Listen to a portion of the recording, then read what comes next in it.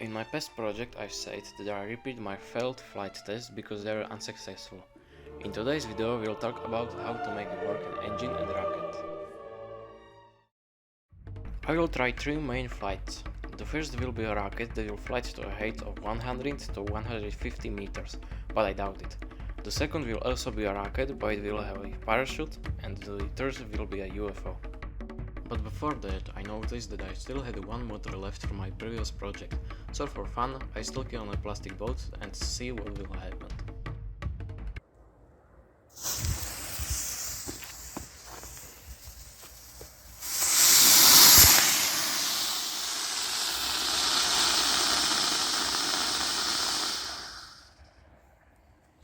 It don't go down. Robert, it goes down.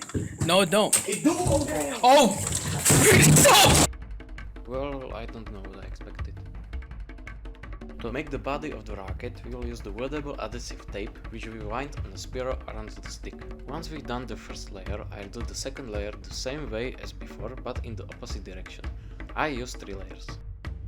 Now I will make a rocket wings from a solid polystyrene. I will also make the rocket head out of the polystyrene and the launch pad holders out of a plain paper. And that's basically done.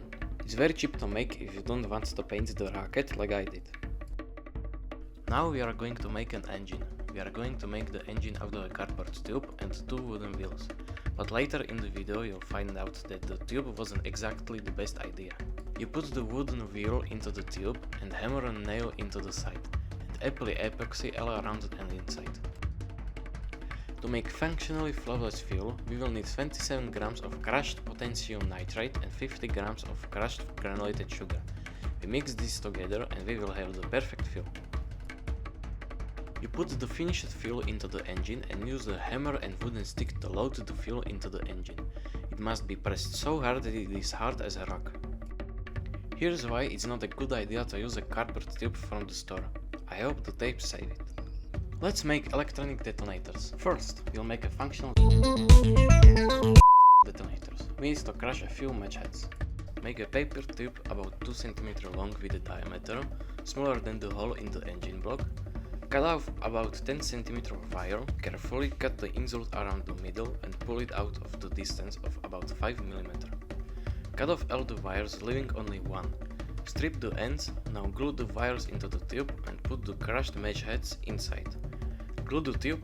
After connecting the battery of the insulated end of the wire, the match will light. After finishing the detonators, I realized that the wings for the rockets were too small, so I made them larger. Once we have everything ready, we are going to drill a hole in the engine. We glue the detonators to the launch ramp like this and power them with a battery like this. Now that everything is ready, we can launch the rocket.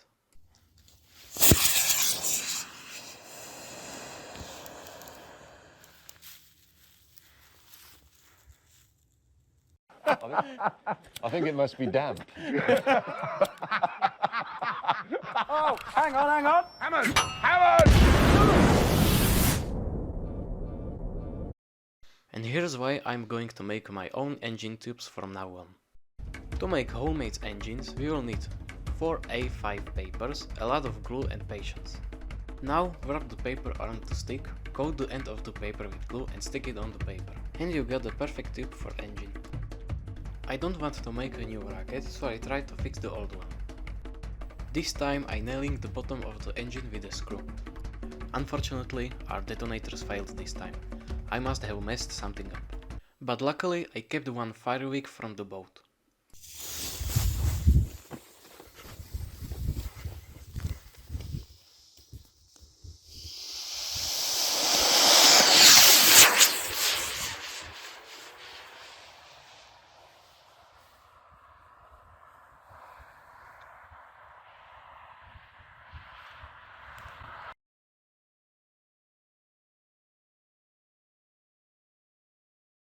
And this is how a rocket is made. So the first rocket we should have. Now we are going to make a rocket with a parachute. So we'll make the rocket engine with the parachute the same way, except we'll add the foil inside so it doesn't pour. And just to be safe, I put it on the bottom of the engine too. We put fuel in the engine up to this point, then we put a plug with a hole on the fuel, then we put more fuel on the plug.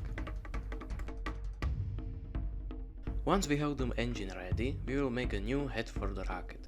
I decided to attach a camera to the rocket, and for the balance I made this.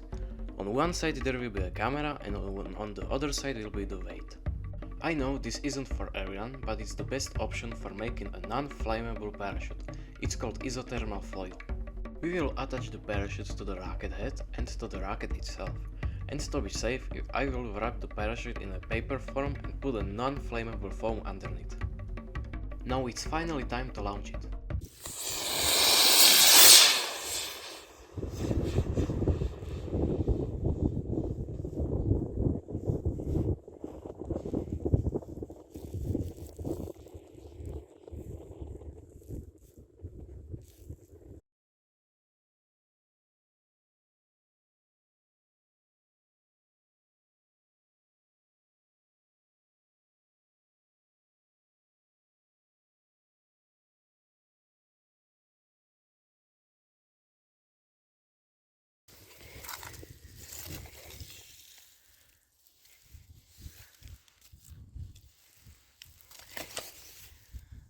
We only have the UFO setup left, so let's get right into it.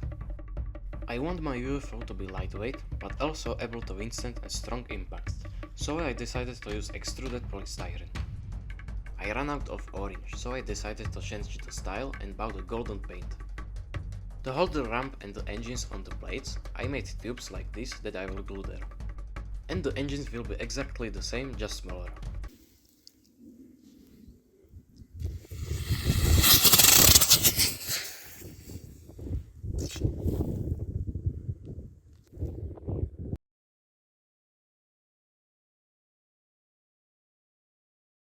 I glued one tube wrong and made one detonator wrong. I'll be more careful next time. I fixed it with the glue and the two cardboard circles tied together.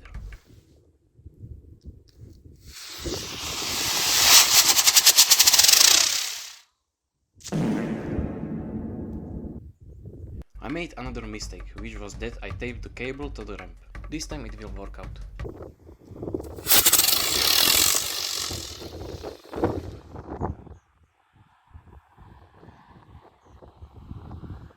I made another mistake, which was not putting enough glue in the engine.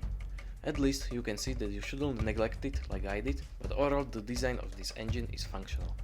And that's all for this video. I hope you learned something new or made something, and overall thank you for watching and being patient while waiting for a new video. I have big plans for the future to improve my channel. I have new equipment, so you have something to look forward to. I will be holding an election on my YouTube channel where you can choose what will be in the next video, so turn on the bell notification so you don't miss it.